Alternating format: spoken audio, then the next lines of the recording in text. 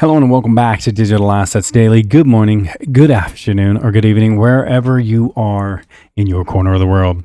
Enterprise-grade public blockchain solution provider VeChain gets new SaaS products for China's digital carbon emissions market.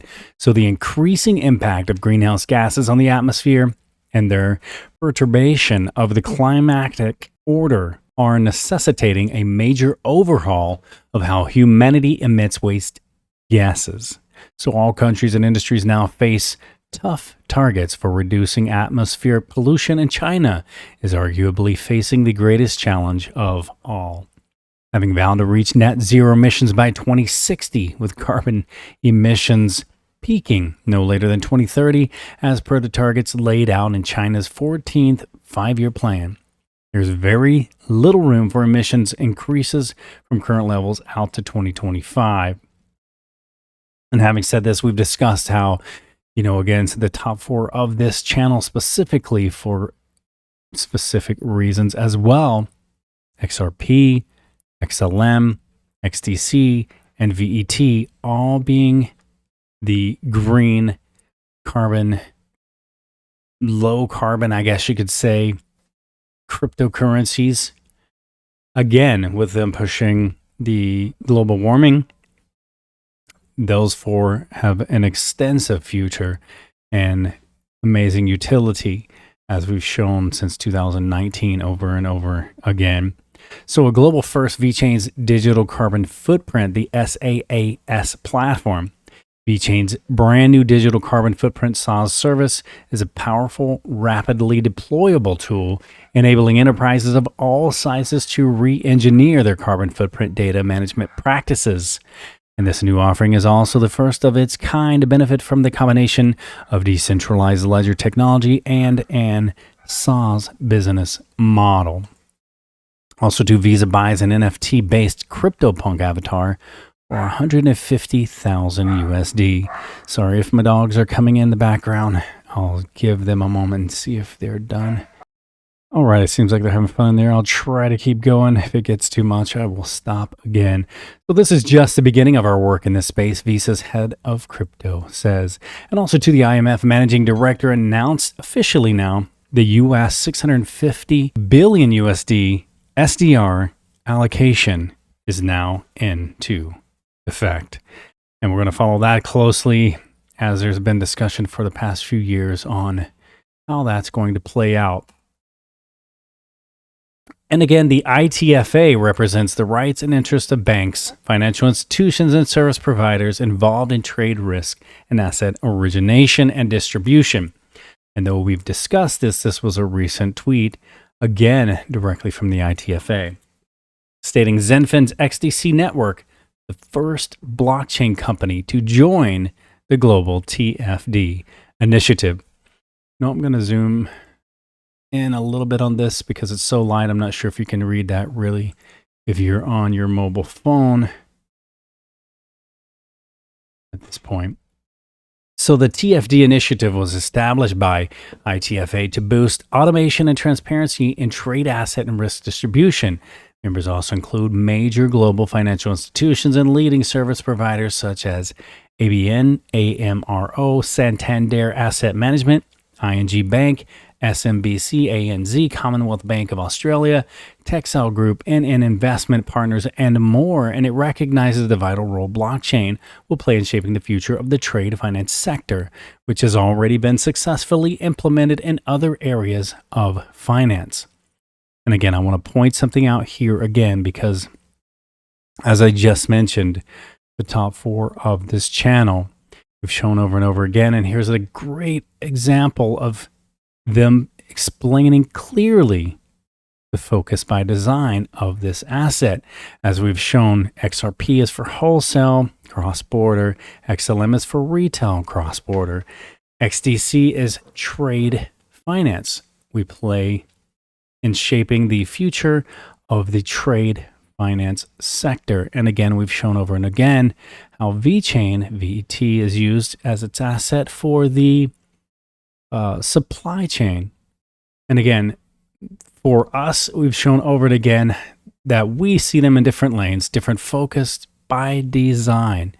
Each asset, especially these four, can affect other areas, but by design, that's the part that we're showing over and over again, how they're not competition. You have different focus. And again, remember, this whole industry is massive. There's not one winner takes it all. I project somewhere between, let's say, a minimum of 50 assets will be major utility assets from now through 2025 and continue to grow and build from there. There's not one winner takes all. It's not even possible. And guys, who will be providing support for crypto fiat operations in Latin America. Now, Huobi provides support for crypto fiat operations in Latin America after a new partnership between the company and Settle Network's Latamex. So the new partnership will make it easier for users in Mexico, Argentina, and Brazil to buy crypto with fiat, as the popular exchange Huobi Global is taking advantage of the competitors' setbacks to break into the new market. And the reason for me that this is a big deal is because if you go directly to the settlenetwork.com, let's just skip right down to the bottom. Stellar is an open source decentralized payment protocol that allows for fast cross-border transaction between any pair of currencies right on Settle's page. And then here we have, again, the Latamex, Vibrant, and again, Stellar success use cases. And then, again, let's scroll up again. Companies already running SettleX. Boom, again, Stellar. So if you're an investor into XLM, to me, this is very big news. And I find it very bullish and very exciting, as Huobi provides support for crypto fiat operations in Latin America. And right between the company and Settle Networks, Latamex. So that is very bullish to me.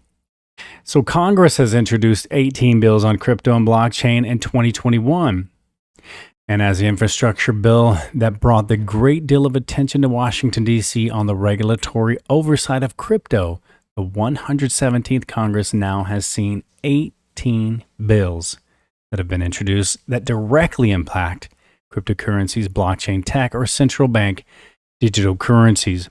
Last Congress, the main focus was around the introduction of Facebook's new Libra project renamed Diem, with an intense focus on the potential impact of stablecoins. Back in 2019, the Blockchain Association did an outstanding effort on the heel with helping to differentiate between Bitcoin and other more centralized cryptocurrencies. And again, this is something that I was interested to see how that was going to play out, because initially what is now named Diem, the original Libra project for Facebook, initially it was going to be based off of the Stronghold stablecoin. And then the Stronghold was actually built upon Stellar. So the initial Facebook basically was going to be running on Stellar. So that was something I was very excited about. And again, with the Stronghold, I'm a great fan of the Stronghold project as well. But again, we'll see how this plays out. Things can change in an instant in this space. And I believe, we're going to constantly have rise and retrace. Retracement is healthy in a normal industry. But again, we know there's a great deal of manipulation as we have no clear regulatory clarity in this space. So, that's a whole other video. We're not going to get into that discussion today, but Australian big banks joining the blockchain revolution, and at a bleak time in the world due to the issue at hand, lockdowns and border closures, there's hope on the horizon in the shape of new groundbreaking digital financial technologies. So two of Australia's big banks, the Commonwealth Bank of Australia and ANZ, are working with leading Singapore-based blockchain company Zenfin on its mission to boost automation and transparency in trade asset and risk distribution. So Zenfin's XDC network is a highly interoperable hybrid blockchain platform that supports global trade and finance. There it is again. So to join the Global Trade Finance Distribution Initiative, the TFD, so a consortium of trade originators, credit insurers, and institutional funders, including the two big Aussie banks And the Australian financial sector, meanwhile, continues to embrace new technologies with payment giant EFTPOS, which represents all the big banks sitting on the governing council of Texas-based technology company Hedera. So both XDC Network and Hedera are at the forefront of new technologies that aim to transform the financial sector as we know it.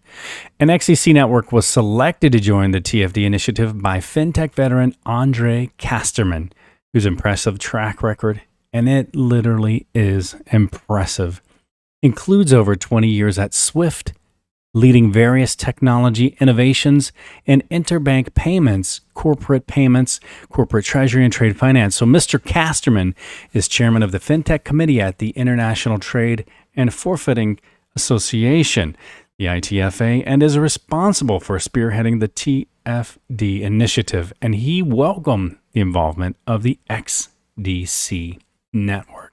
So if you are a retail investor in XDC from the Zenfin network, again, let's go back to that because that's extremely bullish news about the Australian big banks joining the blockchain revolution. And again, right in the center of all of this excitement, boom, we have XDC. That's very exciting and very bullish. So I think there's just so much amazing content coming out. You know, by the end of the year, we're going to see some very, very exciting times. Again, for me personally, I've said back since 2019, I don't really expect to see a whole lot of excitement before December. And again, there's been so many delays on this year on things that were supposed to go live, specifically pointing out number one, ISO 20022. And every time I think of that, I just imagine that clock of Brad Garlinghouse with 22. And again, saying that I believe, there's a handful of delays. And if you think you're anxious, believe me, those guys are equally as anxious as well. Think we have volume or you have volume? Imagine the supply that they hold as well. So again, not only being, executives at these businesses, the companies themselves are going to launch into being some of the most well-funded and, from their own success, companies on the planet. And again, most of them already are now. Look at the ratings that Coinbase had. Look at the ratings that, even Ripple had. I mean, you're talking, for example, Ripple, a decacorn, and probably even by now, much, much higher than that. But a unicorn is $1 billion company. A decacorn is a 10 billion net worth company. So exciting times are here, but they're also coming to be, as they say, the better days are ahead of us. We've not even seen them yet. So Binance users are now subject to immediate KYC verification. And Binance has been in the regulatory crosshairs of jurisdictions across the globe. And I don't know if you've paid attention to the videos as we've discussed that. Man, they have literally been in the crosshairs and kind of taken a little bit of a beating, like it says, across the globe. And I think now, obviously for their protection, they have to do the immediate KYC verifications because they're just getting under literally regulatory crosshairs all over the globe. And we've shared much of the information as well, the content and that discussion, just to see, because not only are we sharing the news, but we're sharing information to, you as a retail investor who's immediately being affected by this. Back when we were, Binance was one of the favorites of this channel, and then it was banned for US users. And as soon as they had banned the USA usability for Binance, they came up with the Binance.us. But then once Binance US opened, it was like, state by state by state on who could actually use it. So I think, we haven't been able to use them in a while. So we kind of, had to use more attention and more focus on like Coinbase or BitTrue and others. So we're going to continue to follow this, and hopefully, CZ Binance gets all of this sorted out, because they've become a big staple in the industry for investors all around the world.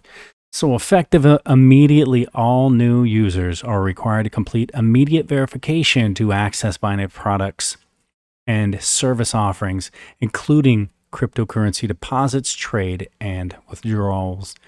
And guys, remember, this is not financial advice. It's for entertainment purposes only. Hope all of you are having a beautiful day, and I appreciate all of your support for the past few years. It's been amazing, and it's a great journey, and it's only just beginning.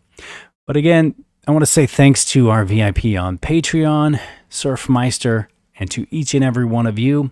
But before we go, I want to leave you with a final thought. Decide that you want it more than you are afraid of it. Much love, and we will catch you in the next one.